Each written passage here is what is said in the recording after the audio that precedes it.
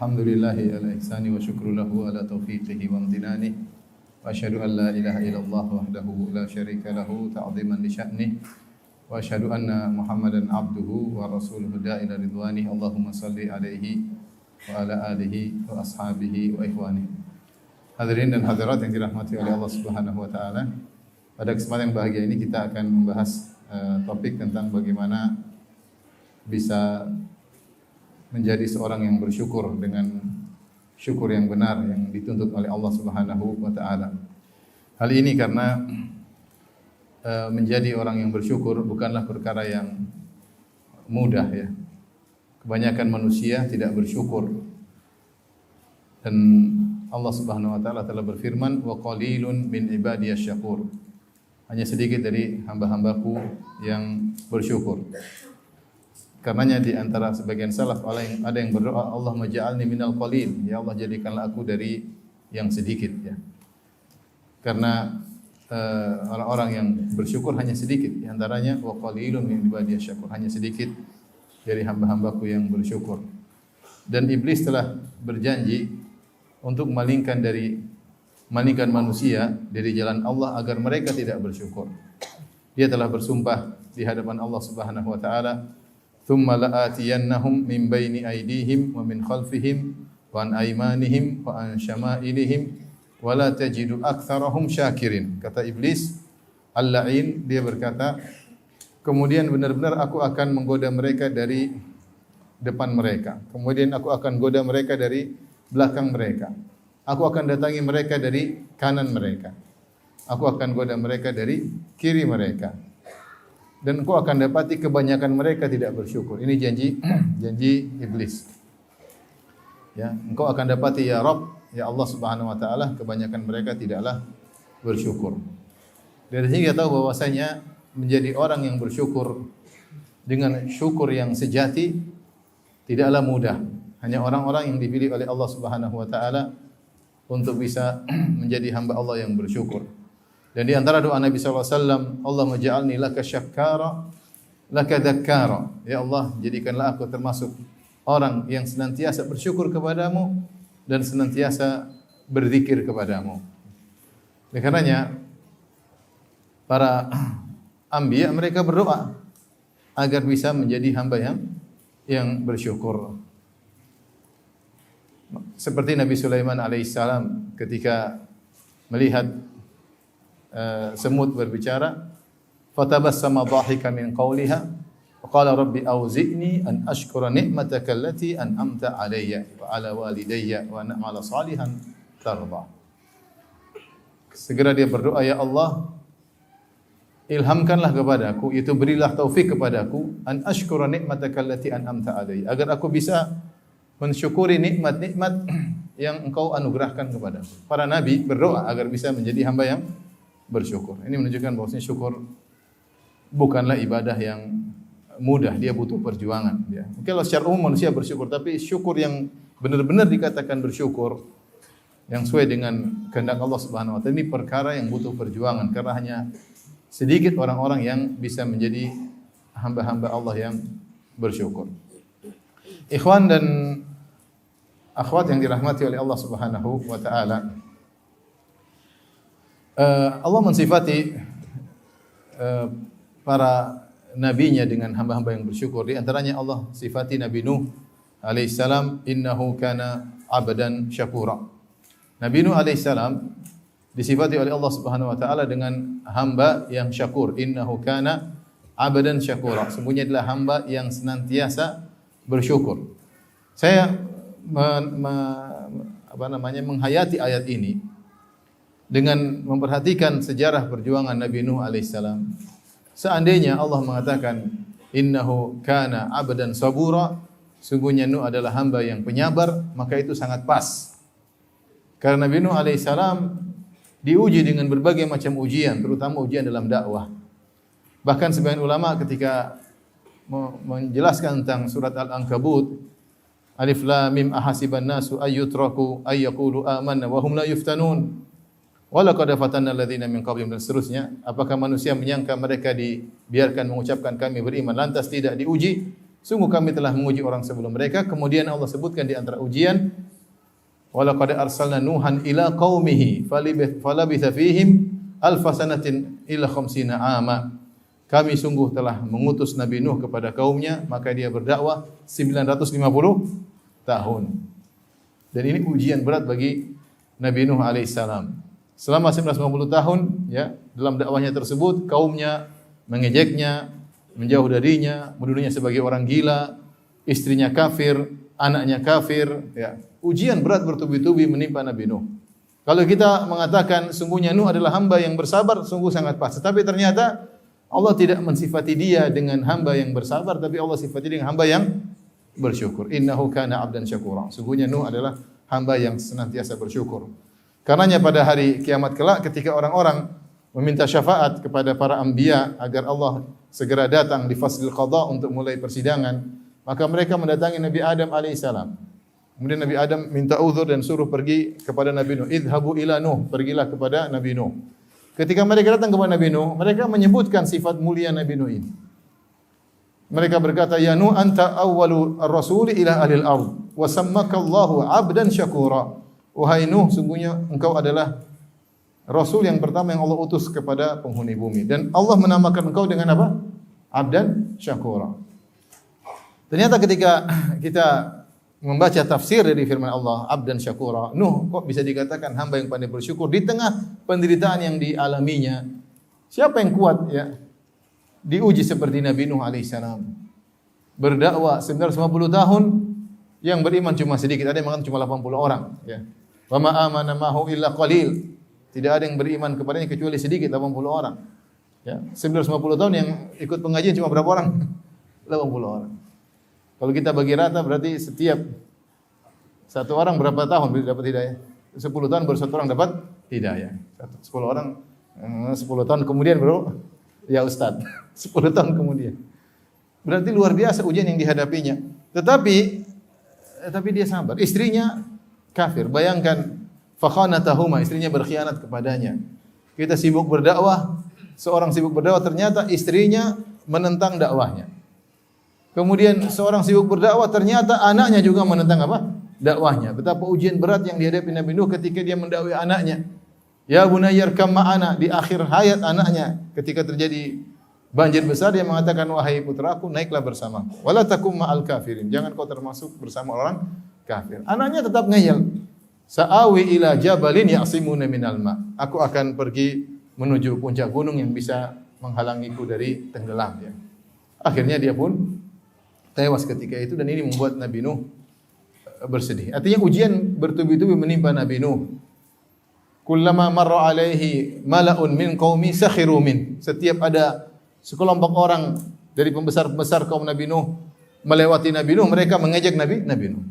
Kalau Nabi Nuh berdakwah, maka orang-orang menutup telinganya, ya. Ja'alu asabi'ahum fi adhani, mereka masukkan jari-jari mereka ke dalam telinga mereka, sampai Allah mengatakan asabi'ahum, saking, ya, padahal cukup 2 jari, tapi Allah mengatakan ja'alu asabi'ahum fi adhani wastaghshaw thiyabahum, bukan cuma menutup telinga, mereka tutup wajah mereka. Kemudian mereka semakin kabur, semakin menjauh dari Nabi Nuh alaihissalam. Jadi ujian yang dihadapi Nabi Nuh sangat besar, namun ternyata dia adalah hamba yang pandai bersyukur. Kalau kita kembali kepada buku tafsir, kita dapati ternyata Nabi Nuh alaihissalam dikatakan pandai bersyukur karena setiap nikmat yang dia dapatkan selalu dia syukuri. Selalu dia mengucapkan alhamdulillah. Kalau dia makan, dia mengatakan alhamdulillah. Kalau Allah berkehendak aku menjadi lapar, tentu aku akan menjadi lapar. Tapi Allah memberikan aku makanan. Kalau dia minum, dia mengatakan alhamdulillah. Dia berkata seandainya Allah berkehendak aku menjadi haus, maka aku akan menjadi haus. Kalau dia pakai pakaian, dia mengucapkan alhamdulillah. Seandainya Allah berkehendak aku tidak berpakaian, tentu aku tidak berpakaian. Tidak ada satu nikmat pun yang dia rasakan kecuali dia renungkan. Dia menganggap setiap nikmat tersebut satu demi satu harus dia syukuri. Maka disitulah Allah menamakan dia abdan syakura. Dia bersyukur di tengah-tengah ujian yang dia hadapi. Ini suatu hal yang menakjubkan, ya. Suatu hal yang menakjubkan. Ya. Kemudian juga Nabi Ibrahim alaihissalam. Nabi Ibrahim alaihissalam Allah sifati dia juga hamba yang bersyukur. Kata Allah Subhanahu wa taala, "Inna Ibrahima ummatan kana ummatan qanitan lillahi hanifan wa lam yakun minal musyrikin syakiran li an'umih. Di antara sifat Nabi Ibrahim, syakiran li an'umih, senantiasa bersyukur atas nikmat-nikmat yang Allah berikan kepadanya. Syakiran isim fa'il yang menunjukkan kesinambungan, dia seperti fi'il mudhari'. Syakiran li an'umih, an'umih kata Asy-Syaukani dalam Fathul Qadir, an'umih wazan an'um adalah jam'ul qillah, yaitu jamak yang menunjukkan jumlah yang kurang dari 10, wazan di antaranya af'ul. Sehingga diambil faedah bahwasanya Nabi Ibrahim alaihissalam bukan hanya mensyukuri nikmat Allah yang besar-besar, tapi bahkan nikmat Allah yang kecil-kecil dia pun syukuri. Seperti sebagaimana Nuh alaihissalam, makan dia bersyukur, minum dia bersyukur, berpakaian dia bersyukur, ya. Sehingga Ibrahim alaihissalam bersyukur bahkan pada perkara-perkara yang sepele. Padahal kalau kita mau bilang Ibrahim adalah hamba yang bersabar, lebih mungkin cocok menurut pandangan kita. Ujian yang dihadapi luar biasa. Ujiannya besar atau tidak? Besar. Bayangkan diusir, dimusuhi satu negeri karena dia bertauhid. Satu negeri semuanya musuhin dia. Dari kakek-kakek, nenek-nenek, perempuan, laki-laki, om-om, janda-janda, semua musuhin Nabi Ibrahim alaihissalam. Semua musuhin Nabi Ibrahim alaihissalam. Berlomba-lomba untuk menyediakan kayu bakar untuk membakar Ibrahim alaihissalam. Tidak beriman kepadanya kecuali ponakannya. Fa'amana lahu Lut. Nabi Lut alaihissalam kemudian beriman kepada Ibrahim alaihissalam. Ujian, diusir dari kaum, dimusuhi oleh ayahnya.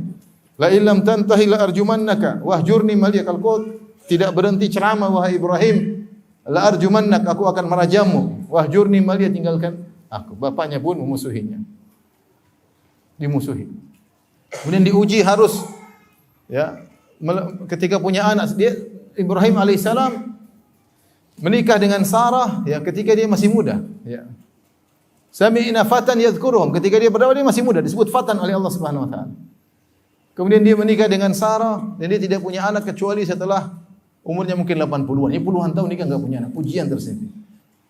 Ketika punya anak, anaknya yang baru lahir yang dia tunggu-tunggu di nanti-nanti selama ini harus diletakkan di Mekah. Ujian atau tidak? Dipisahkan dari anak yang sangat dia cintai. Ketika anaknya besar disuruh disembelih. Ujian bertubi-tubi. Dan semua itu dia hadapi dengan sabar. Allah mengatakan wa Ibrahim alladzi waffa. Ibrahim yang menunaikan segala perintah Allah Subhanahu wa taala. Wa idza batala Ibrahim rabbuhu bikalimatin fa atammahun. Ketika Allah menguji Ibrahim dengan perintah-perintah, namun fa'atammahun, yaitu Ibrahim melaksanakan semua perintah dengan sempurna. Sangat bersabar dalam menjalani segala ujian tersebut. Ya, sabar dalam terpisah dengan anaknya, sabar untuk menyembelih apa? Menyembelih anaknya Ismail, tetapi ternyata Allah sifati dia dengan apa? Syakiran li an'umi, senantiasa bersyukur atas nikmat-nikmat Allah. Yang menakjubkan bukan nikmat-nikmat besar saja yang dia syukuri, bahkan nikmat-nikmat kecil. Nah, inilah yang orang seperti begini yang jarang. Yang di tengah-tengah ujian dia masih bersyukur kepada Allah Subhanahu wa taala. Bukan pada nikmat-nikmat yang besar saja, bahkan pada nikmat-nikmat yang kecil. Cara sudut pandangnya pada nikmat-nikmat, sementara ujian, kesulitan diabaikan karena tidak ada bandingannya dengan nikmat-nikmat yang dirasakan. Ya. Disitulah Allah Subhanahu wa taala menyinggung tentang orang-orang yang suka mengeluh dalam surat Al-Adiyat, wal adiyati dhabaha fal muriyati qadha fal mughirati subha fa atharna bihi naq'a fa wasatna bihi jam'a. Innal insana li rabbih lakanud. Sungguhnya manusia itu lakanud, suka berkeluh kesah. Suka berkeluh kesah. Tidak pandai bersyukur.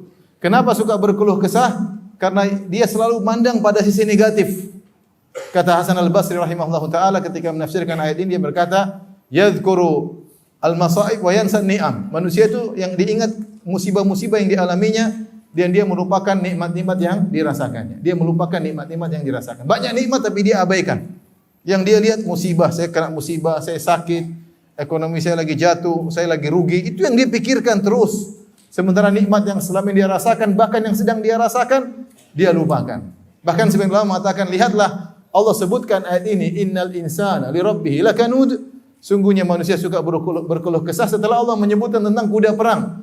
Wal adiyati dhabha, demi kuda perang yang berlari tengah-tengah dengan suara dhabha. Fal muriyati qadha, ketika dia berlari dengan begitu kencangnya sampai keluar percikan-percikan api dari tapal kudanya atau sentuhan kukunya dengan batu yang dia artinya semangat. Ya.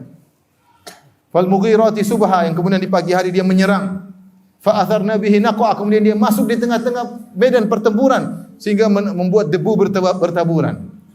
Fa wasata bihi jam'a, masuk di tengah medan pertempuran, itulah kuda. Padahal kuda tersebut hanya diberi kebaikan oleh tuannya tidak banyak. Dikasih apa namanya? Dikasih rumput dia makan, dielus-elus sedikit, tapi kalau disuruh perang semangat. Itu kuda, tahu berterima kasih kepada tuannya dan dia tidak pernah berkeluh kesah, bahkan dia setia sampai dia mati dalam pertempuran tidak jadi masalah. Fa atharna bihi naq'a, dia sampai menaburkan debu-debu. Fa wasatna bihi jam'a, kemudian masuk di tengah-tengah medan pertempuran, tidak peduli kalau tuan yang ngajak ke sana dia masuk. Padahal cuma dikasih apa? Dikasih rumput, dielus-elus, tapi setia sama tuan. Yang namanya manusia dikasih apa? Dikasih akal, dikasih ini, dikasih istri, dikasih anak, dikasih rumah, dikasih kesehatan, makan juga macam-macam modelnya. Kuda makan paling apa? Rumput. Antum makan berapa judul yang dimakan? 1000 judul mungkin enggak selesai. Ini makan ini, makan anu, makan ini, makan ini. Jalan-jalan sana kemari, pergi ke sana, pergi ke Pekalongan. Pekalongan ada tempat pemandangan enggak? Ada. Sana kemari. Saya belum lihat tapi ya. Tik sana kemari, Wah, jalan-jalan banyak. Nikmat apa lagi? Banyak sekali. Tapi disuruh taat kepada Allah, berkeluh kesah. Tidak seperti kuda yang pandai berterima kasih, bersyukur kepada tuannya. Setelah Allah menyebut tentang kuda yang luar biasa, Allah mengatakan, innal insana li rabbih lakanud. Sungguhnya manusia itu suka berkeluh kesah. Karena pandangan dia selalu pada sisi yang negatif. Saya terkena ini, saya terkena ini. Tidak melihat kepada sisi positif, nikmat-nikmat yang Allah berikan kepadanya yang telah lalu atau yang sedang dia rasakan. Ini kebanyakan manusia. Dan firman Allah, innal insana, sungguhnya manusia, itu ya mencakup seluruh manusia. Hukum asal. Innal insana li rabbih lakanud. Sungguhnya manusia itu suka berkeluh kesah. Makanya ketika Allah Subhanahu wa taala juga menyebut tentang nikmat-nikmat, Allah mengatakan, wa in ta'uddu ni'matallahi la tuhsuha innal insana ladzalumun kaffar. Kalau kalian menghitung nikmat-nikmat Allah, kalian tidak mau menghitungnya, sungguhnya manusia itu hukum asal. Sungguhnya manusia itu ladzalumun, suka berbuat dosa, kafar, suka ingkar kepada nikmat Allah Subhanahu wa taala. Kafar di sini maksudnya ingkar kepada nikmat-nikmat Allah Subhanahu wa taala. Maka pada kesempatan yang bahagia ini kita ingin belajar untuk tidak menjadi kebanyakan manusia, tapi kita ingin jadi golongan al-qalil yang sedikit yang dipuji oleh Allah Subhanahu wa taala, wa qalilun min ibadiyas syakur. Hanya sedikit dari hamba-hambaku yang bersyukur. Hadirin dan hadirat yang dirahmati oleh Allah Subhanahu wa taala. Sebelum kita mempelajari bagaimana agar kita bisa menjadi hamba yang bersyukur, mungkin perlu kita sebutkan tentang keutamaan orang yang bersyukur. Apa sih keutamaan orang yang bersyukur? Saya rasa keutamaan yang paling utama dia meraih ridha Allah Subhanahu wa taala. Dia meraih ridha Allah Subhanahu wa taala. In takfuru fa innallaha ghaniyyun 'ankum wa la yarda li 'ibadihi al-kufur wa in tashkuru yardahu lakum. Wala taziru waziratu wizra ukhra. Dalam surat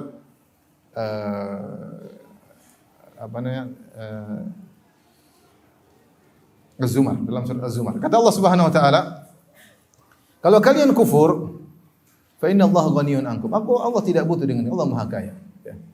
Tetapi wala yarda li ibadihi al-kufr. Allah tidak ridha kekufuran bagi hamba-hambanya. Wa in tashkuru, kalau kalian bersyukur, yardahu lakum. Maka Allah ridha syukur tersebut pada kalian. Allah ridha kepada hambanya yang bersyukur. Dalam satu hadis kata Nabi sallallahu alaihi wasallam, "Inna Allah la yarda an 'abdihi idza akala al-aklah fayahmadahu 'alaiha wa idza syariba syarbah fayahmadahu 'alaiha." Sungguhnya Allah Subhanahu wa taala sungguh ridha kepada hambanya yang jika makan makanan maka dia memuji Allah atas makanan tersebut. Dia bilang apa? Alhamdulillah. Wa idza syariba syarbah, kalau dia meminum suatu minuman maka dia memuji Allah Subhanahu wa taala. Ya. Allah ridho kepada hamba yang seperti ini. Dan contohnya tadi siapa? Nabi Nuh alaihi salam. Makan memuji Allah. minum memuji Allah, pakai pakaian memuji Allah, bahkan dengan penuh penghayatan dengan mengatakan seandainya Allah berkehendak saya lapar, saya akan lapar. Ketika dia minum dia hilang dahaganya, seandainya Allah berkehendak saya berdahaga, tentu saya akan dahaga. Ketika dia pakai pakaian, seandainya Allah berkehendak saya tidak berpakaian, maka saya tidak akan berpakaian. Benar-benar dia renungkan nikmat demi nikmat satu demi satu. Itulah juga sifat Nabi Ibrahim alaihissalam, syakiran li an'umih. Ya, mensyukuri nikmat Allah secara detail satu demi satu. Ini yang kita sulit lakukan. Kita hanya terkadang bersyukur kalau mendapatkan nikmat-nikmat yang besar. Nikmat-nikmat kecil tidak kita renungkan, Oleh karenanya siapa yang bersyukur maka Allah akan meridainya. Waridwanullahi akbar. Dan keridhaan Allah lebih besar ya, daripada nikmat surga. Mendapat ridha Allah itu lebih agung. Seorang kalau sudah diridhai oleh Allah, yaitu disukai oleh Allah, Allah ridho kepadanya. Ya. Itulah kalau kita sebut sahabat kita bilang radhiyallahu taala anhu. Ya. Radhiyallahu anhu wa radhiyallahu anhum wa radu'an. Allah ridho kepada mereka dan mereka ridho kepada Allah Subhanahu wa taala. Seorang meraih keridhaan Allah, ya, maka ini adalah nikmat yang sangat besar. Allah sudah senang dengan dia, ridha dengan dia, sudah ini nikmat yang sangat besar. Pasti Allah beri taufik kepada dia. Pasti Allah mengantarkan dia kepada jalan-jalan kebaikan jika dia sudah pandai bersyukur kepada Allah Subhanahu wa taala. Kemudian keutamaan orang yang bersyukur, orang yang bersyukur tidak akan diazab oleh Allah Subhanahu wa taala. Ma yaf'alullahu bi'adzabikum in syakartum wa amantum wa kana Allahu syakiran 'alima. Kata Allah Subhanahu wa taala, mengapa Allah harus mengadab jika kalian bersyukur dan beriman? Wa kana Allahu syakiran 'alima, dan Allah Maha bersyukur dan Allah Maha mengetahui. Seorang yang pandai bersyukur tidak akan diadab oleh Allah. Buat apa Allah adab dia sementara dia hamba yang pandai bersyukur? Jadi orang yang bersyukur pasti selamat dari neraka jahanam. Orang bersyukur pasti selamat dari adab kubur. Kenapa? Karena dia pandai bersyukur kepada Allah Subhanahu wa taala. Dia telah mencapai derajat yang menjadikan Allah tidak pantas untuk mengadab dia. Karena dia adalah orang yang pandai bersyukur. Ketika Allah menyebutkan balasan kepada orang-orang yang bersyukur, Allah sebut dalam dua ayat yang berturut-turut. Yang pertama Allah mengatakan, sayajizillahu syakirin. Allah akan memberi balasan kepada orang-orang yang bersyukur, yaitu berupa kebaikan-kebaikan. Demikian juga ayat setelahnya Allah mengatakan, wasanajizis syakirin. Dan kami akan beri balasan kepada orang yang bersyukur. Dalam dua ayat tersebut, Allah tidak menyebutkan tentang apa balasannya. Sehingga Syekh Abdurrahman bin Nasir As-Sa'di rahimahullahu taala dalam tafsirnya ketika mengomentari ayat ini, wasanajizis syakirin, dan kami akan beri balasan kepada orang yang bersyukur. Balasannya apa Allah tidak sebut. Ini di antara metode Allah ketika menghilangkan objeknya, kami akan beri balasan kepada orang-orang yang bersyukur. Balasannya apa? Tidak disebutkan. Menunjukkan balasan tersebut banyak. Sehingga tidak perlu disebutkan karena saking banyaknya.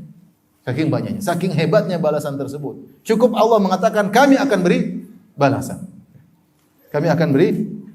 Menunjukkan bahwasanya ganjaran, kami akan beri ganjaran. Menunjukkan ganjaran tersebut bukan ganjaran biasa. Karena Allah tidak sebutkan tentang objek ganjaran tersebut. Allah menghilangkan objeknya, Allah hanya memberi penjelasan yang mubham. Wasanajizis syakirin, bahwasanya kami akan beri ganjaran kepada orang yang bersyukur tanpa menyebut ganjarannya apa.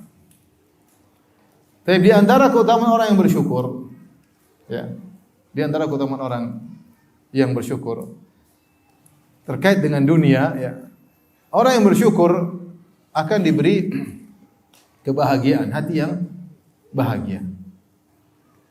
Kebanyakan orang tidak bahagia, kenapa? Karena tidak pandai bersyukur. Hasad sama orang, dengki sama orang. Tapi kalau dia pandai bersyukur, dia qanaah. Dia pandai bersyukur. Dia merasa mendapat nikmat yang baik bagi dia, sehingga dia tidak perlu hasad kepada orang lain. Di akhirat dapat pahala yang banyak, di dunia dia bahagia. Orang kalau pandai bersyukur dia bahagia. Suatu contoh yang diceritakan oleh Nabi Muhammad SAW dalam satu hadis tentang kisah dua istri Ismail alaihissalam. Bandingan antara orang istri yang pandai bersyukur dengan istri yang tidak pandai bersyukur. Ketika Ismail alaihissalam, wasyabbal gulam, tinggal di kota Mekah, kemudian di tengah-tengah suku Jurhum, suku Arab yang datang langsung dari kabilah Qahtan dari Yaman, kemudian tinggal di situ. Syabbal gulam, kemudian Ismail menjadi tubuh besar, jadi pemuda yang menakjubkan mereka. Fazawwajuhu, maka mereka pun menikahkan dia dengan seorang wanita dari suku Jurhum, kabilah Jurhum.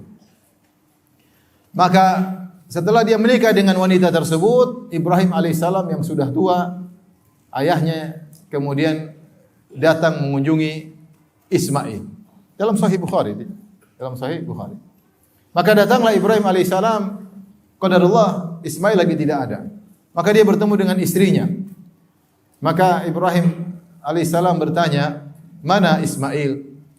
Kata istrinya, dhahaba yabtaghi lana. Dia sedang pergi berburu mencari nafkah buat kami.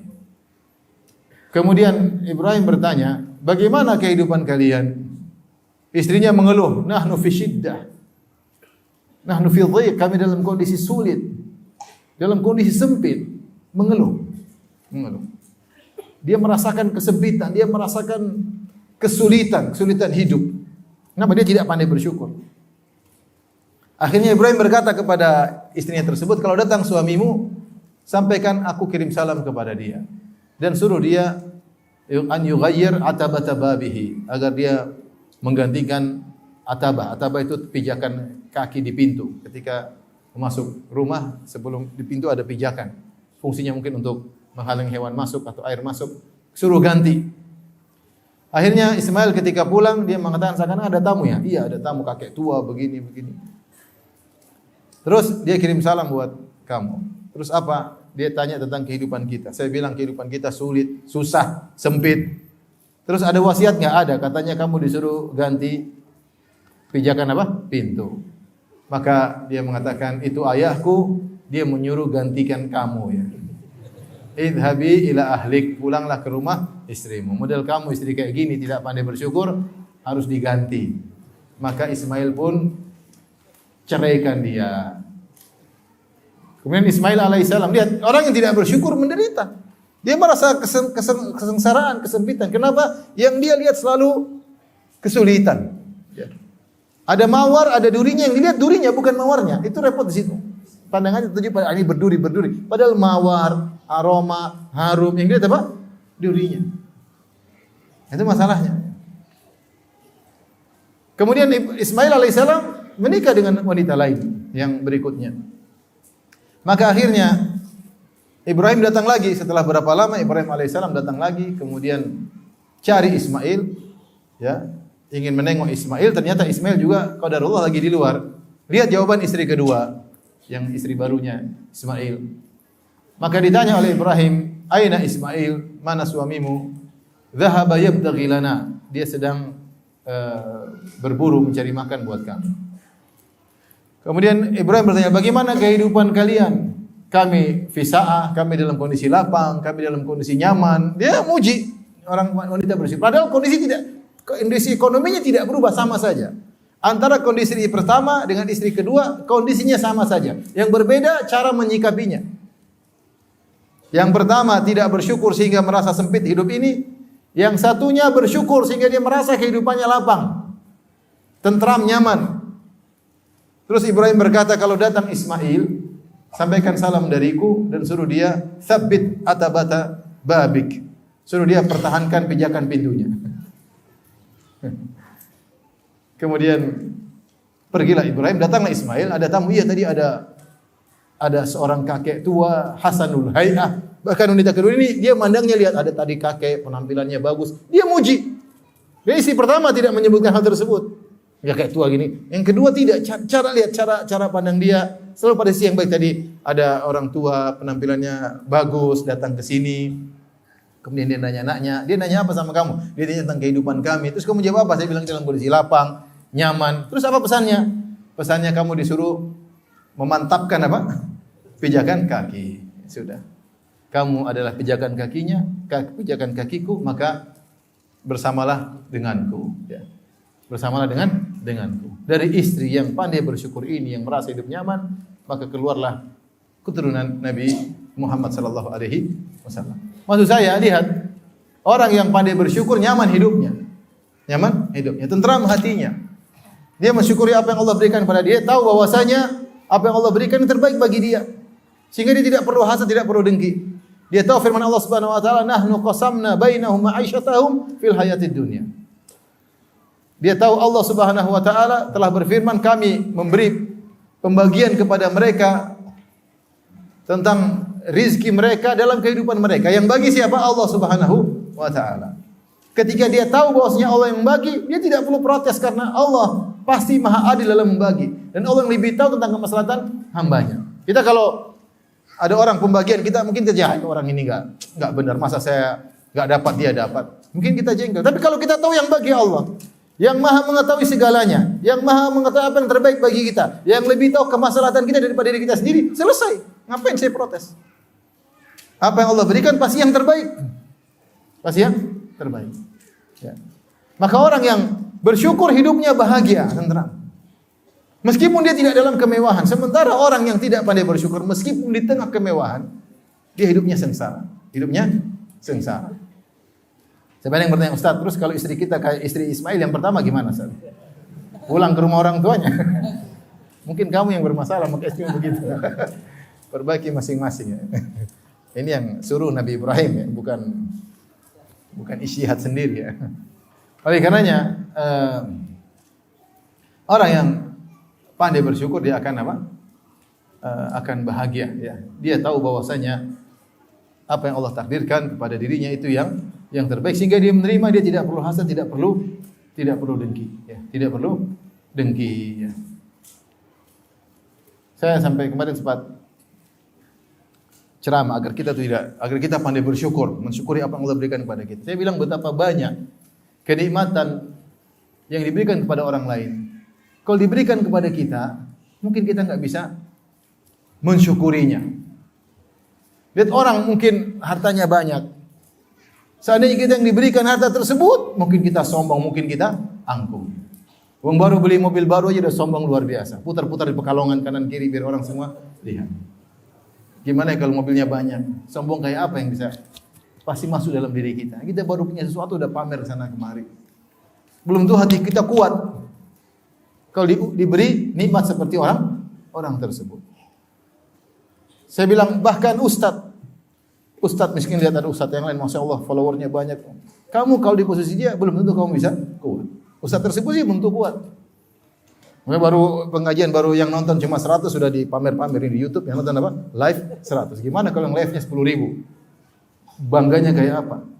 Bagaimana kalau pengajian kemudian full sana sini? Hati belum tentu kuat. Udah dapat sedikit-sedikit sudah bersyukur sama Allah. Karena masalah masuk surga bukan follower banyak atau follower apa? Sedikit. Yang penting kamu ikhlas atau tidak. Nabi Nuh followernya sedikit. Qalil min ibadiyas syakur apa? Fama amanu illa qalil. Kemudian alhamdulillah cuma sedikit. Dakwah 950 tahun. Tapi mendapat surga yang tinggi. Maka tidak perlu kita hasad sama ustaz sana, ustaz sini, enggak perlu. Dia diuji dengan ujiannya tersendiri. Mungkin dia kuat, enggak tahu itu urusannya dengan Allah Subhanahu wa taala. Saya bisa sebutkan tentang kisah Nabi Yusuf alaihissalam. Mungkin antum kalau berkaca wajah saya pas-pasan, saya pingin ganteng seperti itu. Kalau kamu ganteng, mungkin ujiannya berat. Lihat Nabi Yusuf alaihissalam gara-gara ganteng dia di penjara. Dia tidak. Yusuf alaihissalam kenapa di penjara?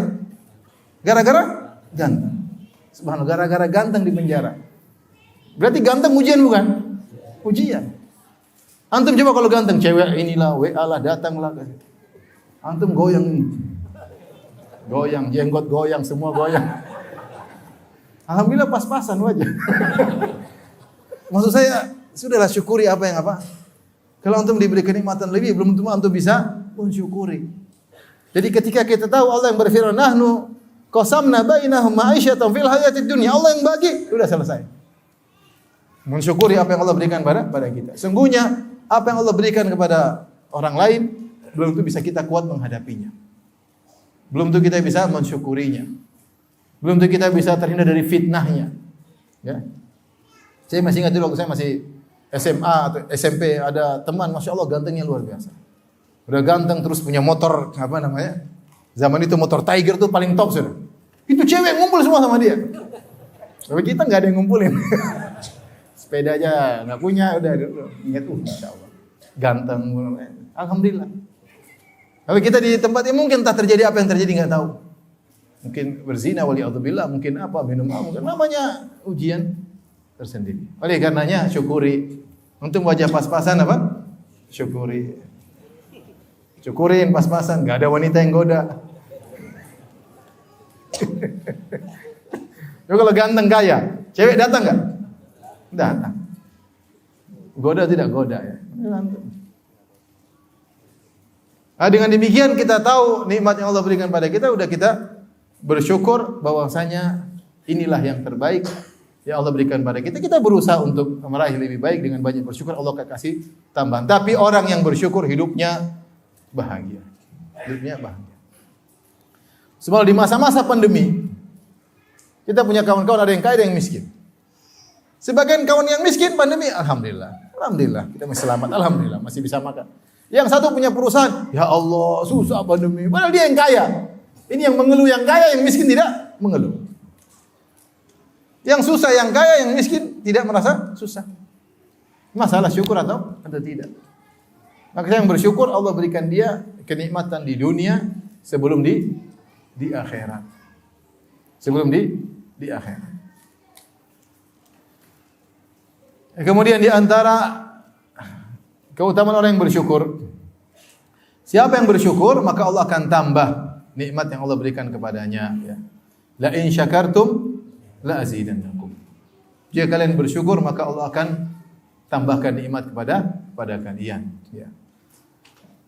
Maka jagalah nikmat dengan bersyukur, maka bukan cuma dijaga nikmat tersebut, bahkan Allah tambah nikmat tersebut. Siapa yang tidak bersyukur maka Allah akan hilangkan nikmat tersebut. Ketika Allah menyebut tentang suatu negeri yang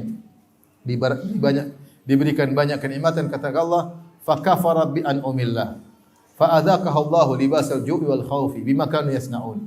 Maka akhirnya mereka kufur, yaitu ingkar dengan nikmat Allah Subhanahu wa taala, maka Allah rasakan kepada mereka pakaian kelaparan dan pakaian ketakutan akibat perbuatan mereka.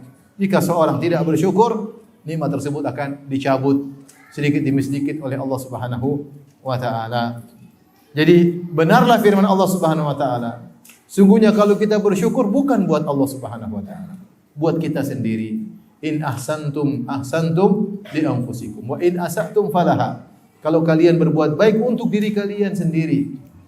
Kalau kalian berbuat buruk, ya kena kalian sendiri. Allah tidak butuh dengan syukur kalian, itu untuk kalian sendiri. Wa may yashkur fa innama yashkur li nafsihi. Siapa yang bersyukur sungguhnya dia bersyukur untuk dirinya sendiri. Bukan Allah tidak butuh dengan ibadah kita, Allah tidak butuh dengan rasa syukur kita. Kalau kita bersyukur nikmatnya kembali kepada kita sendiri. Ini sebagian kecil dari keutamaan bersyukur. Di antaranya agar kita mendapatkan keridhaan Allah Subhanahu wa taala.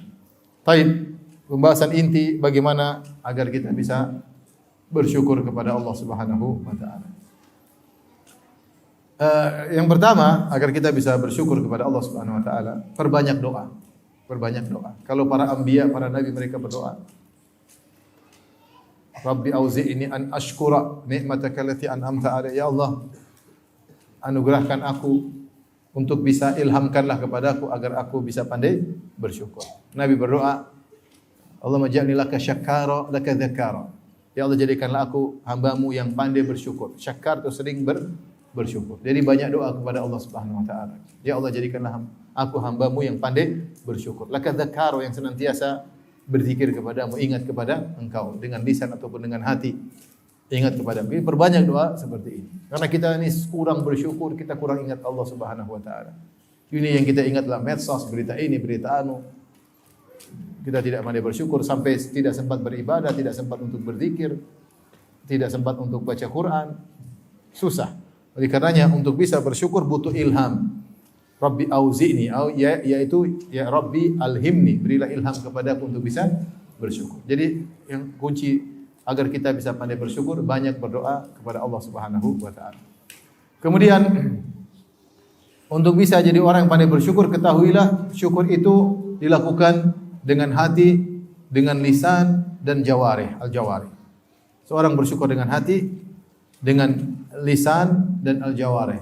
Al-jawarih itu anggota badan. Adapun bersyukur dengan hati, bagaimana cara bersyukur dengan hati? Pertama, untuk bisa bersyukur kepada Allah dengan hati, poin pertama yang harus kita lakukan adalah mengenal nikmat-nikmat Allah Subhanahu wa taala. Karena kalau sudah kita kenal nikmat tersebut baru kita syukuri. Kalau kita enggak kenal nikmat tersebut, bagaimana kita bisa syukuri? Maka di antara langkah awal agar kita bisa bersyukur dengan hati kita, kita kenali apa sih nikmat-nikmat Allah yang Allah berikan kepada kita. Banyak sekali, ya. Banyak sekali. Di antaranya yang Allah sebutkan dalam surat An-Nahl, ya. Ata amrullah fala tasta'jilu subhanahu wa ta'ala amma yusyrikun yunazzilul malaikata birruhi min amri ala ma yasha'u min ibadihi an anziru annahu la ilaha illa ana fattaqun khalaqas samawati wal arda bil haqqi ta'ala amma yusyrikun khalaqal insana min nutfatin fa idza huwa khasimun mubin wal an'ama khalaqaha lakum fiha dif'un, dan seterusnya. Allah sebutkan di surat An-Nahl tentang nikmat. Nikmat banyak. Yang surat tersebut disebut dengan suratun ni'am. Surat nikmat-nikmat Allah. Yang Allah buka dengan nikmat wahyu Al-Qur'an, nikmat tauhid. Allah sebut lagi tentang nikmat penciptaan langit dan bumi. Ini semua nikmat. Allah sebut lagi tentang penciptaan manusia. Allah sebutkan penciptaan hewan-hewan.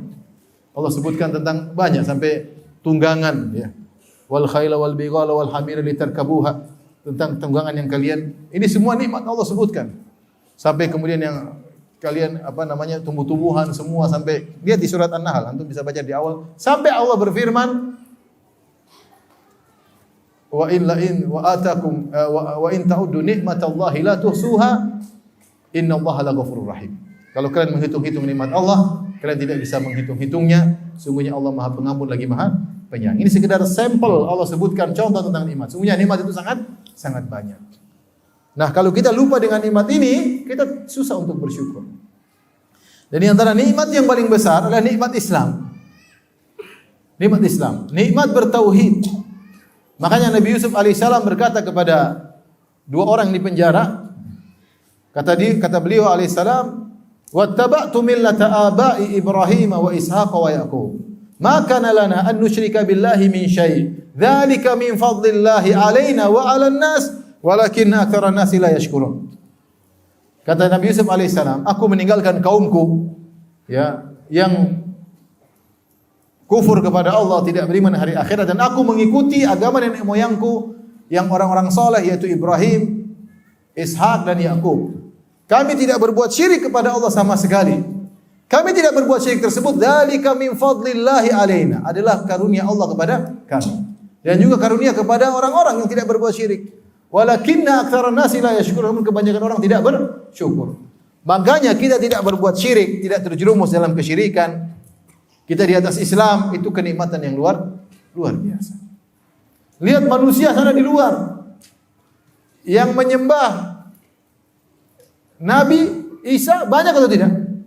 Banyak, miliaran, menyembah makhluk banyak, miliaran manusia. Jumlah kita masih kalah dengan mereka. Mereka menyembah makhluk yang lapar, yang haus, yang tidur, yang ketakutan, yang berdoa, yang sholat, yang sujud.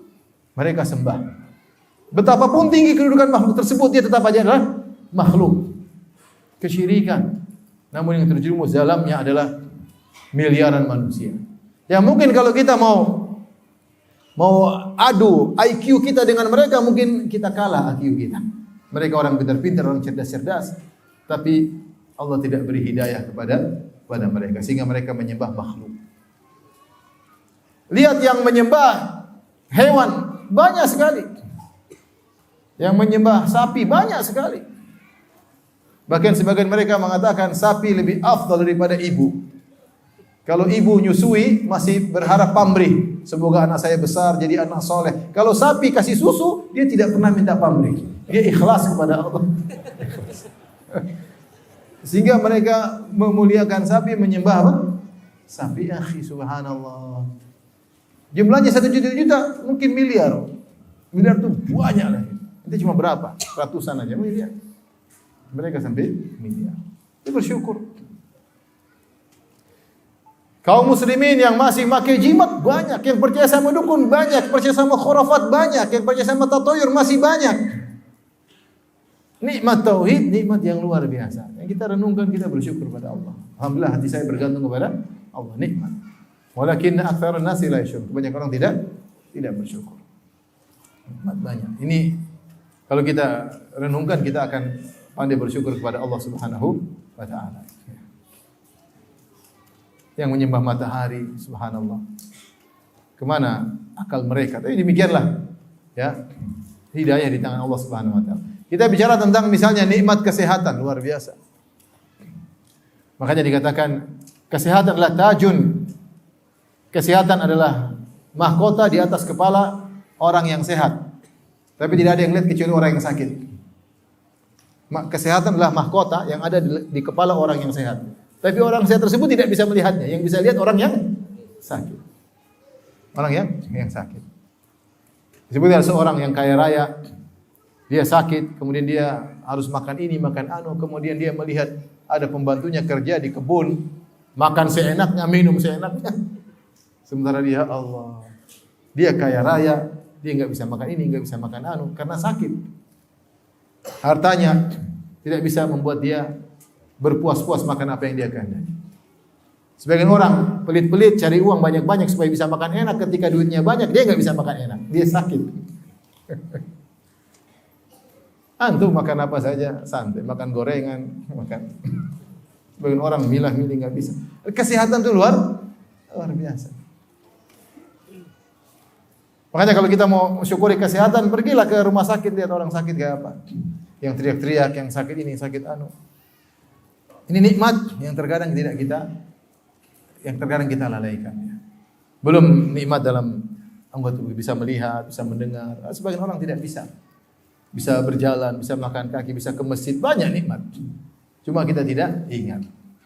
Kenapa tidak kita ingat? Karena saking tiap hari Allah berikan, sehingga seakan-akan itu adalah sudah keharusan bagi Allah, sudah kewajiban bagi Allah, sehingga tidak kita syukur. Nanti kalau hilang tiba-tiba baru kita, ya Allah ternyata nikmat ini luar biasa ya. Nikmat ini luar biasa. Kita hanya menyadarinya ketika nikmat tersebut dicabut, maka jangan sampai demikian. Ingatlah bahwasanya kita nikmat yang luar biasa. Kita bicara tentang nikmat keamanan. Nikmat keamanan luar biasa. Negeri ini aman. Ya. Alhamdulillah kita kemana-mana santai, mau kemana-mana tidak ada yang perlu kita khawatirkan. Ya. Kita mau dakwah di mana-mana juga alhamdulillah mudah. Ya. Kalau ada yang usir-usir cari tempat lain masih banyak alhamdulillah. Alhamdulillah. Nikmat. Lihat di negeri luar sana, mau dakwah susah, ditangkap-tangkepin orang, susah. Mau ngaji enggak sembarang ya. Susah. Keamanan tidak terjamin, perang saudara banyak ya. Kita alhamdulillah dapat kenikmatan dan semoga Allah melanggengkan kenikmatan aman di negeri kita yang kita cintai. Oleh karenanya seorang merenungkan hal tersebut, belum lagi nikmat punya istri. Nikmat atau tidak? Nikmat. Orang yang tidak punya istri kasihan. Jomblo itu penderitaan.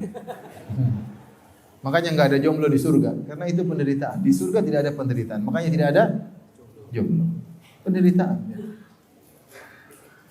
Makanya di antara faedah yang disebutkan oleh Ibnu Rajab Al-Hambali bahwasanya ketika seorang berpuasa dia menahan makan, menahan dahaga. Dia tahu bagaimana susahnya orang lapar sehingga dia menahan. Ternyata sehingga timbul kepekaan pada dirinya, kasihan sama orang lapar karena saya pernah lapar ketika sedang apa? Puasa. Dia tahu bagaimana rasanya orang haus karena dia haus, dia punya rasa kepekaan bagaimana rasanya orang. Dan dia juga tahan nafsunya, dia tahu gimana menderitanya orang tahan apa? Nafsu. Begitulah penderitaan orang jomblo. Penderitaan, punya istri, alhamdulillah, punya anak. Entah banyak orang menangis tidak punya anak, nangis-nangis ke sana, berobat sana sini. Antum punya anak, alhamdulillah. Entah orang banyak enggak punya rumah, antum punya rumah. Nabi SAW bersabda, "Man asbaha aminan fi sirbihi, mu'afan fi jasadihi, wa lahu qutu yaumihi, fa ka'annama hizat lahu dunya bihadafiriha." Oh, kama qala Nabi SAW. Siapa yang di pagi hari aman di rumahnya, sehat tubuhnya, ya, ada makanan hari itu seakan-akan dunia telah didatangkan bagi dia. Itu kenikmatan yang disegerakan sudah datang. Apa lagi? Alhamdulillah ya. Oleh karenanya ingat nikmat-nikmat Allah. Jadi cara bersyukur yang pertama, kenali nikmat-nikmat Allah. Ya. Hitung-hitung nikmat Allah. Wa in ta'udu, kalian hitung-hitung. Alhamdulillah saya ngaji, saya sholat, orang-orang pada habiskan waktu untuk hura-hura, untuk buang-buang waktu, nonton macam-macam. Alhamdulillah saya nonton pengajian, saya hadir pengajian. Alhamdulillah nikmat. Ini semua akan menjadi catatan amal di hari akhirat kelak. Alhamdulillah anak-anak ngaji, alhamdulillah anak sekolah, alhamdulillah banyak nikmat. Banyak sekali nikmat yang Allah berikan kepada kita. Baik, setelah mengenal nikmat-nikmat Allah, ini penting, tahapan pertama. Kemudian bersyukur dengan hati adalah al-i'tiraf, mengakui seluruh nikmat tersebut dari Allah. Jangan sekali-sekali kita bilang karena saya. Antum sehat karena Allah, antum bisa berhasil karena Allah. Semuanya karena Allah. Ya. Jangan bilang, wah karena saya olahraga tiap hari makanya sehat. Ada orang olahraga meninggal ketika sedang olahraga. Allah yang kasih ente kesehatan. Ente ikhtiar, tapi yang menentukan sehat atau tidak siapa? Ya, saya ketemu seorang wanita umrah sama saya. Nangis dia. Dia bilang apa? Ustaz, saya sudah olahraga. Dia olahragawan, olahraga. Terus sama suaminya ngobrol sama saya. Nangis. Olahraga. Saya makan pilih-pilih. Tidak sembarang saya makan. Tahu-tahu kena kanker. Masih muda. Ya. Artinya kita ikhtiar, tapi jangan bilang karena saya. Kita bilang semuanya karena Allah. Kemudian dengan sebab saya olahraga, dengan sebab saya makan pilih-pilih, oke. Ya. Tapi jangan bilang karena kita menjadi apa? Sehat. Betapa banyak orang sehat tiba-tiba meninggal. Ya. Wa kam min sahihin mata min ghairi illatin. Betapa banyak orang sehat meninggal tanpa didahului dengan sakit. Olahragawan di puncak sehatnya tahu-tahu meninggal dunia. Oleh karenanya segala nikmat yang kita rasakan jangan sekali-sekali kita sandarkan kepada diri kita. Karena itu adalah ujub. Kita semua yang dari Allah Subhanahu wa taala. Dan jangan sekali-sekali kita berbicara kepada orang lain mengesankan itu karena kita. Hati-hati. Mau keberhasilan dalam dakwah, mau apapun, keberhasilan dalam mengurus yayasan misalnya, keberhasilan dalam membangun sekolah misalnya, apapun, jangan coba-coba mengatakan karena saya. Itu penyakit. Kita syukuri Allah bisa dengan sebab kita Allah membuat keberhasilan, Allah milih kita dalam rel ini, rel dakwah. Tapi jangan sekali-sekali mengesankan karena saya. Jangan. Allah Maha tahu tentang isi relung hati kita yang paling dalam. Karena itu penyakit ujub. Orang yang seperti itu tidak pandai bersyukur. Karena dia sudah mengatakan ya karena saya bukan karena Allah. Selesai. Yang ketiga, bersyukur dengan hati. Jangan pernah merasa saya memang berhak. Jangan pernah. Saya begini karena memang saya berhak, pantas. Saya dikasih nikmat oleh Allah karena memang saya pantas, saya berhak. Kapan kita merasa berhak, kita lupa dengan Allah Subhanahu wa taala. Memang itu tugas Allah beri saya nikmat seperti itu. Itulah tafsiran dua larangan ini. Merasa karena kita atau merasa berhak. Inilah tafsiran yang disebut oleh para ulama tentang perkataan Fir'aun. Ketika dia memiliki harta yang banyak, dia mengatakan, innama utituhu ala ilmin indi. Sungguhnya aku diberi ini semua harta karena ilmu yang ada pada diriku. Tafsiran pertama ala ilmin indi, maksudnya karena saya jago, makanya saya bisa jadi pedagang besar. Tafsiran yang kedua di kalangan para salaf, karena Allah tahu, ilmu Allah tahu saya memang pantas untuk mendapatkan apa? Kekayaan tersebut. Ini dua penyakit menjadikan orang tidak bersyukur dengan hatinya. Kapan kita merasa karena kita hebat atau memang saya pantas? Ya, kita pantas apa? Apa yang sudah kita syukuri kepada Allah? Kita ini apa? Maksiat masih banyak, buang-buang waktu masih banyak, buang umur masih banyak, jagongan enggak tahu apa bahasanya, ngalur ngidul, ya. Quran aja tidak khatam-khatam. Terus merasa dapat nikmat, memang saya pantas. Dari mana pantasnya? Dari mana pantasnya? Ya. Kapan kita merasa memang saya berhak, saya pantas, itu tidak bersyukur. Itu tidak bersyukur. Jadi pertama mengenali nikmat Allah. Yang kedua mengakui seluruh nikmat berasal dari siapa? Allah. Jangan pernah merasa pantas bahwasanya kita berhak mendapat nikmat tersebut. Apa yang Allah berikan itu jauh dari kelayakan kita. Apa yang Allah berikan kepada kita jauh dari kelayakan kita. Cuma usaha-usaha sedikit Allah berikan banyak. Cuma usaha-usaha ikhtiar sedikit Allah berikan apa? Kebaikan yang banyak. Sungguhnya di luar daripada kelayakan kita. Kita ini siapa? Hamba Allah yang tidak bisa apa-apa. Ini namanya bersyukur dengan hati. Kalau seorang dalam hatinya ada tiga hal ini, berarti dia telah bersyukur dengan hatinya. Taib. Yang berikutnya adalah bersyukur dengan lisan. Bersyukur dengan lisan. Cara bersyukur dengan lisan ada beberapa cara. Di antaranya adalah dengan memuji Allah. Alhamdulillah. Kita sering mengucapkan apa? Alhamdulillah. Dapat nikmat seperti tadi, innallaha la yarda an 'abdihi idza akala al-aklah an yahmadahu 'alaiha. Sungguhnya Allah ridha kepada hamba jika dia memakan satu makanan dia mengucapkan alhamdulillah. Jika dia minum minuman dia mengucapkan alhamdulillah. Segala kenikmatan kita saya bilang alhamdulillah. Maka kita memuji Allah atas segala nikmat dan ini menghilangkan rasa ujub kita. Kita ucapkan dengan alhamdulillah. Atau kita berzikir alhamdulillah, alhamdulillah. Makanya saran saya kalau selesai salat 5 waktu, nikmati zikir tersebut. Di antara zikir kita mengucapkan alhamdulillah 33 kali. Alhamdulillah.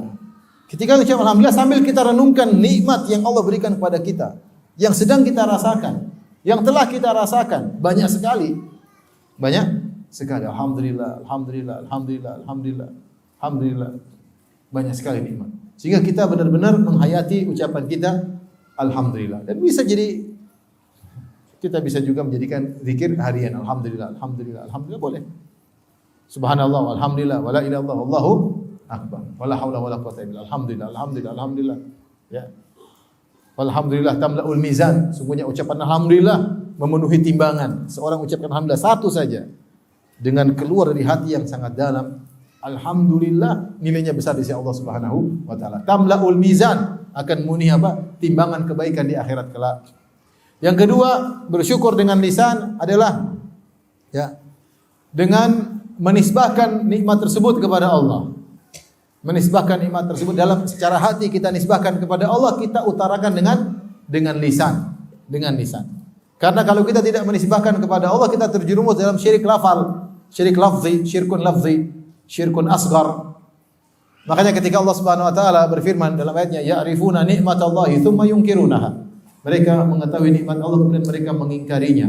Di antara tafsiran para salaf, itu sekelompok orang yang sedang berlabuh naik sebuah kapal, kemudian datang ombak yang menghantam kapal mereka, terombang-ambing. Kemudian nahkodanya pandai menghandle kapal tersebut, akhirnya mereka selamat.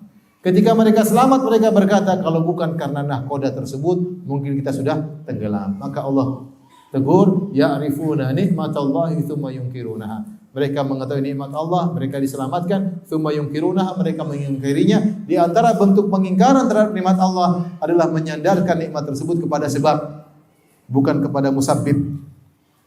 Sebab benar nahkoda itu pintar, tapi yang bikin nahkoda itu pintar siapa? Allah. Yang bikin ombaknya reda siapa? Allah. Mau dia pintar tapi kalau ombaknya dibesarin sama Allah, tewas. Lupa bahwasanya nahkoda itu makhluk di antara makhluk-makhluk Allah. Makanya di antara syirik kecil, seorang berkata, kalau bukan karena ini, mungkin saya sudah dibunuh. Kalau bukan karena dokter, mungkin saya mati. Kalau bukan karena polisi, mungkin saya sudah kecurian. Dan ini semua perkataan benar.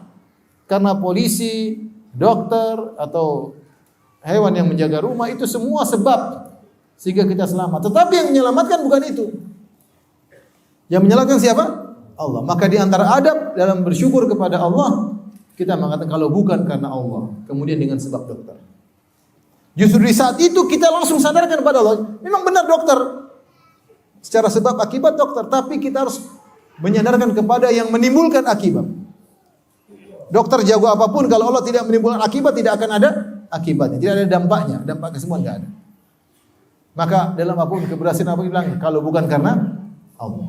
Kalau bukan karena Allah. Saya kemarin pas hajian berat ya. Kemudian Masya Allah ya. Banyak kan kawan yang tidak bisa upgrade ke teman-teman yang haji, kemudian tidak bisa tendanya di-upgrade kepada yang lebih baik ya. Qadar Allah kita bisa. Bahkan resmi, bahkan dikasih. Ada satu orang di sana yang dia ngurus. Kemudian saya bilang sama teman-teman, Masya Allah si Fulan, dia ngurus luar biasa. Ketika saya ketemu dia, namanya Abdullah, Masya Allah. Kata dia, al-fadlu minallah. Langsung ya, fadlu minallah, bukan dari saya. Fadlu minallah. Dia tidak, oh iya memang saya. Kau belum tahu saya siapa? Oh, saya menguasai Mekah dan Madinah. Enggak, dia bilang, fadlu minallah. Ketika kita keluar dari Arafah, azan kita keluar. Langsung kita dapat tempat di Muzdalifah, tempat terbuka, ada karpetnya.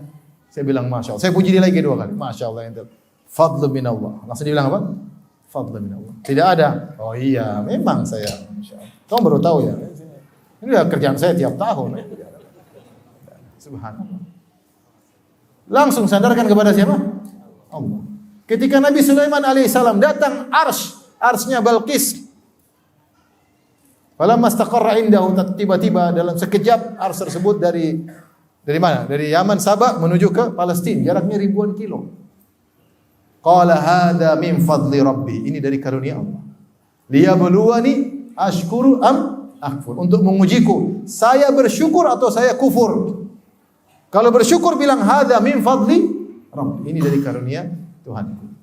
Semua keberhasilan kita sandarkan kepada Allah. Jangan sandarkan kepada sebab. Kita boleh mengatakan kalau bukan karena Allah, kemudian karena dokter. Ada lafal kemudian. Mungkin kita sudah meninggal dunia. Justru saat itulah kita ingat kepada Allah, bukan kita lupa dengan Allah Subhanahu wa taala. Jangan bilang, maksud saya Ustaz memang Allah, tapi maksud saya enggak ada. Kamu harus beradab dengan lafal. Tentu orang yang mengatakan saya sembuh karena sebab dokter ini, dia bukan maksudnya melupakan Allah. Saya tahu kok itu, cuma saya jelaskan. Itulah beradab dengan lafal. Ketika kamu menceritakan nikmat, sandarkan kepada siapa? Allah. Ini ya. Jadi di antara bersyukur dengan lisan, menyandarkan kepada Allah Subhanahu wa taala. Seperti misalnya anak kita berhasil, anak kita hafal Quran. Anak kamu loh, iyalah bapaknya loh yang wah, ente. Bilang Allah, alhamdulillah Allah mudahkan saya ngajar anak saya, alhamdulillah Allah berikan dia apa? Kecerdasan. Betapa banyak anak lebih cerdas enggak hafal-hafal. Betapa banyak ayahnya lebih pintar, lebih ustaz, anaknya enggak hafal Quran. Ente memang belajar di mana bisa jago ngajar anak? Ente aja Quran baca enggak betul. Berarti bukan karena ente. Coba tajwidnya gimana? Ngaco. Anak ente tajwidnya lebih benar. Artinya jangan kita sok. Kita pamerkan anak kita, anak saya hafal seakan-akan karena saya. Saya sebagai bapaknya, saya sebagai ibunya. Enggak boleh. Bilang karena siapa? Allah. Kemudian dengan sebab Allah mudahkan saya temani dia murojaah, saya temani ini, saya temani ini. Kalau kita berhasil ekonomi, jangan bilang karena saya. Ya. Bilang karena apa? Karena Allah. Alhamdulillah kemudian dengan sebab saya begini, Allah mudahkan warung saya jadi laris, inilah jadi laris, alhamdulillah. Jadi kita ini tidak punya kemampuan apa-apa. Ini. Kemudian di antara bersyukur dengan lisan, sebut-sebut. Wa amma bi ni'mati rabbika fahaddits. Adapun nikmat Rabbmu sebutlah. Sebut ini maksudnya apa? Untuk bersyukur kalau kita lupa. Alhamdulillah saya ini, alhamdulillah. Bukan untuk sombong. Ada orang sombongkan kenikmatan, dia bilang wa amma bi ni'mati rabbika fahaddits. Padahal dia ingin apa? Semua saya punya ini, saya punya ini, saya punya ini. Dia bukan untuk dalam rangka bersyukur, tapi untuk sombong. Nah, tidak ada masalahnya kalau kita kemudian berbicara dengan istri, anak-anak kita ingatkan tentang masa lalu dulu kita kayak apa. Sayang dulu kamu kurus, saya juga kurus dulu. Masih ingat enggak ketika kita masih kurus, baju kita kecil-kecil. Sekarang alhamdulillah bajuku tidak seperti yang dulu. Kamu Masya Allah sudah dulu kayak apa, makan susah. Syukuri.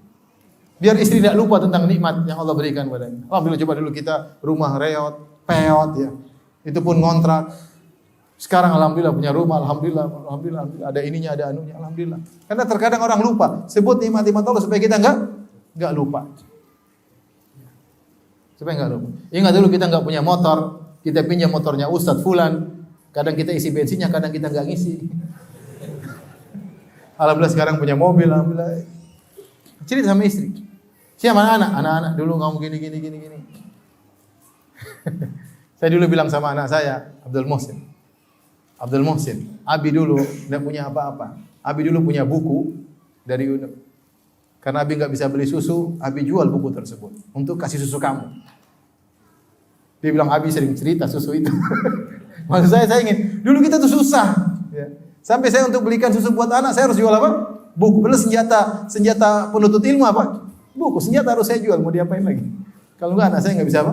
Menyusu. Saya jual untuk beli keperluan anak-anak. Ya. Terlalu banyak nikmat.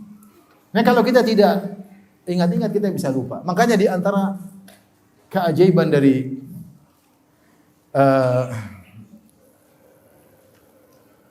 Uwais Al-Qarani yang kata Nabi sallallahu alaihi wasallam, khairut tabi'in Uwais Al-Qarani. Sebaik-baik tabi'in Uwais Al-Qarani.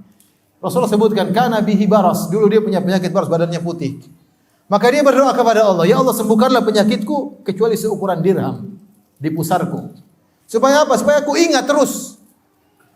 tentang nikmat bahwasanya saya dulu pernah apa? Sakit. Dia tidak minta bersih seluruhnya, tapi dia ingat agar disisakan sedikit. Supaya kalau dia ingat, dia lihat saya dulu sakit. Subhanallah, dia cara bagaimana mengingat nikmat Allah dengan disisakan sebagian apa? Penyakit tersebut. Karena kalau hilang semua mungkin lupa. Ya. Oleh karenanya, di antara cara kita bersyukur pada Allah, kita cerita tentang nikmat-nikmat. Bukan untuk kita sombong, tapi untuk kita tahu diri bahwasanya ini semua dari Allah. Kadang kita lupa. Ingat masa lalu kita sekarang, dulu bagaimana, sekarang bagaimana. Ingat, alhamdulillah. Ya.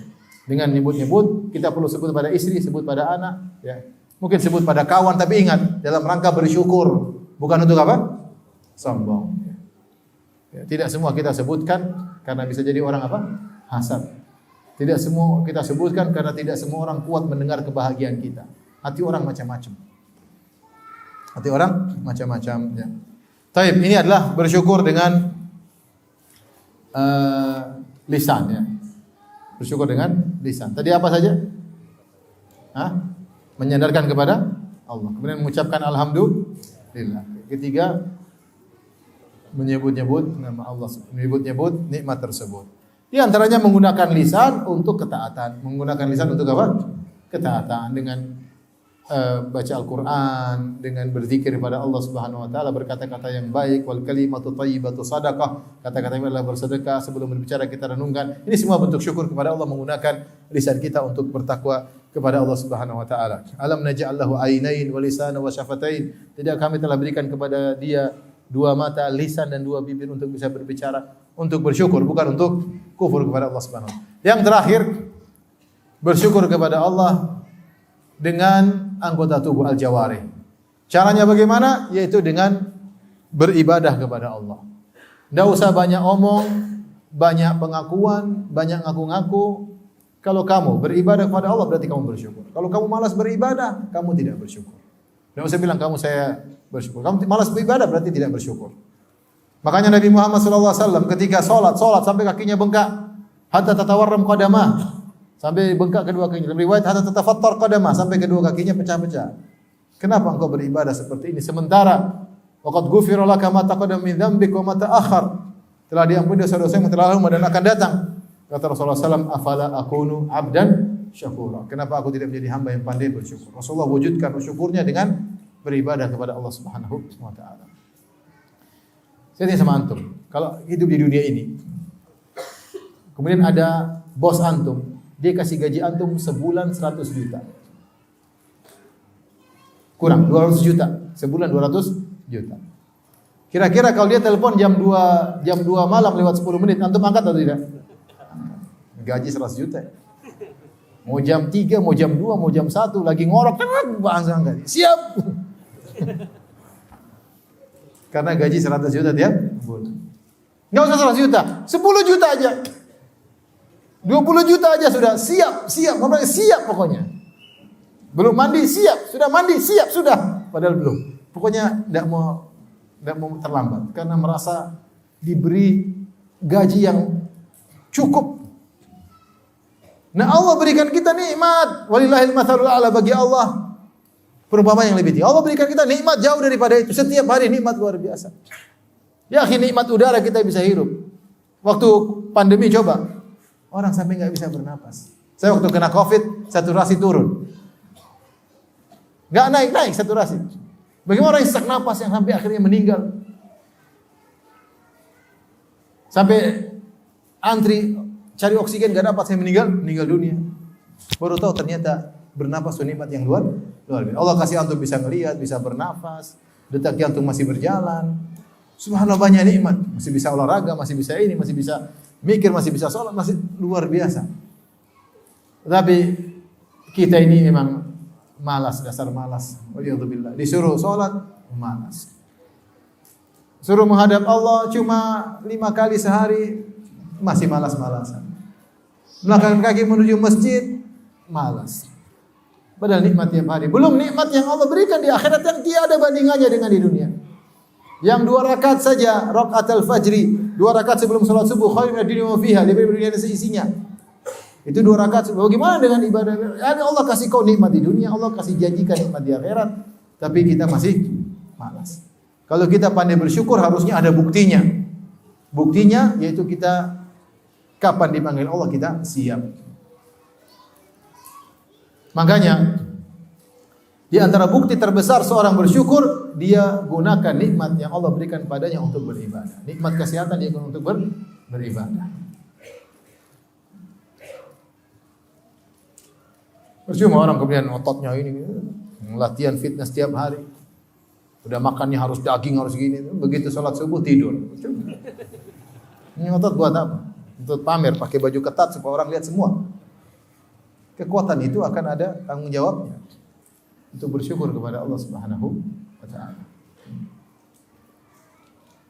Makanya ketika Allah berbicara kepada Nabi Sulaiman, kata Allah, "I'malu ala Daud syukra wa qalil min ibadiyas syakur." Wahai keluarga Daud, maksudnya Sulaiman alaihissalam.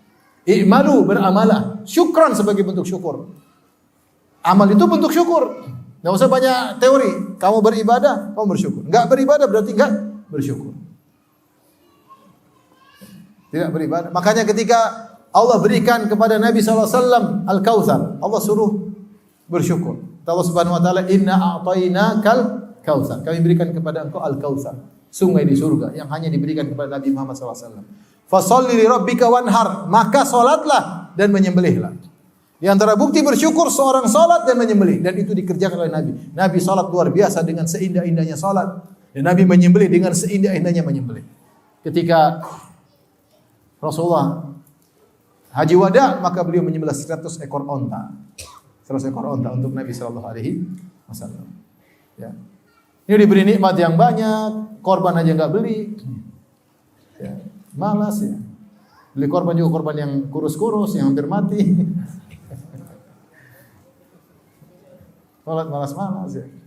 Karenanya saya katakan tadi bahwasanya bukti nyata kita bersyukur adalah kita beramal saleh. Maka mulai saat ini kita perbaiki diri kita. Apa sih amal saleh yang mungkin terbuka di hadapan kita? Banyak amal saleh. Ada puasa, ada baca Quran, ada silaturahmi, ada salat malam, salat 5 waktu di masjid. Banyak terbuka amal saleh. Kita yang bisa kita lakukan sedikit demi sedikit. Ya, berbakti sama orang tua. Kita data, alhamdulillah kita mulai sedikit demi sedikit. Ya Allah, saya gunakan kekuatan saya untuk ini. Itu namanya bersyukur kepada Allah Subhanahu wa taala. Yang kedua, tidak menggunakan nikmat yang Allah berikan kepada kita untuk maksiat.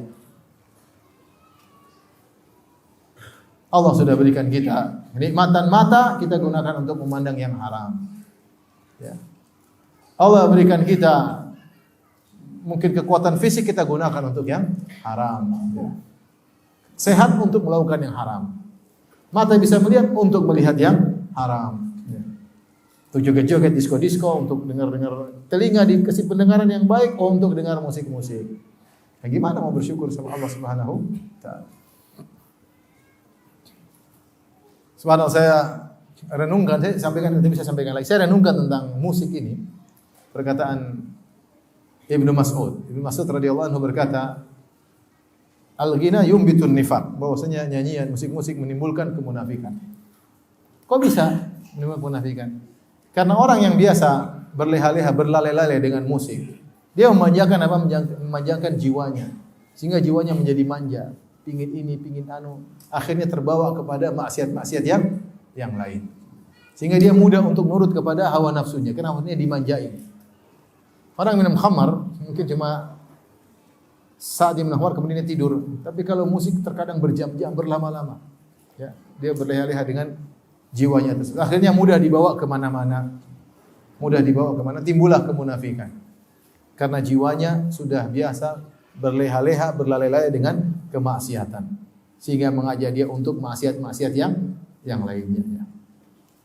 Dan itulah yang kita dapati, bahwasanya orang-orang yang bermusik-musik, ya, betapa banyak problem yang mereka hadapi. Mereka tidak menemukan kebahagiaan. Sebagian mereka kan narkoba, sebagian mereka inilah hancur keluarganya, sebagian mereka selingkuh, macam-macam. Ya. Kenapa tidak merasakan apa?